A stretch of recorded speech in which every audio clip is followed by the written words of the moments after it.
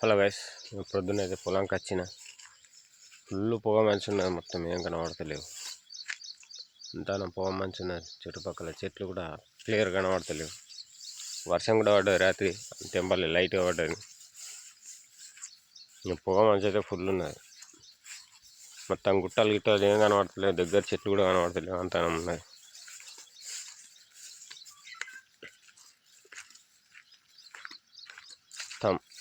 ఇట్లా వర్షం పడితే ప్రాబ్లం లేదు. పొగ మంచి పడ్డాయంటే పత్తులు ఖరాబ్ అయిపోతాయి. పొగ మంచి పడ్డాక వర్షం పడితే ఏం కాదు. లేదంటే ఆకు ఎర్రగా వస్తుంది. ఇప్పటికే పత్తుల వల్లే కాయాలి. ఎక్కువ వర్షాలు చేసుడుకు 1 మంత్కి ఎక్కువ కంటిన్యూ వర్షాలు పడుతున్నాయి. ఎంటీ ఉన్నాయి. ఇంత పెద్ద పత్తి అయింది కానీ ఏం కాయలే. ఖాళీ చెట్లు ఉన్నాయి. పూతలు వస్తున్నాయి. ఇవాళ మార్నింగ్ పూత పూసిందంటే మధ్యాహ్నం అట్లా వర్షం పడ్డా అంటే ఆ పూత ఖరాబ్ అయి రాలిపోతుంది. కాయలు కాలే. అందరూ పెట్టుబడి ఎక్కువ అయిపోయింది పత్తులకు. వర్షాలు ఫుల్ పడ్డాయి. పెరుగుడు కూడా మస్తు పెరిగినాయి. కాయలు కాలి వర్షాలు గ్యాప్ ఇస్తే మాత్రం పత్తులు కాస్తాయి. లేదంటే వాళ్ళకి అంతంత మాత్రమే దిగుబడి.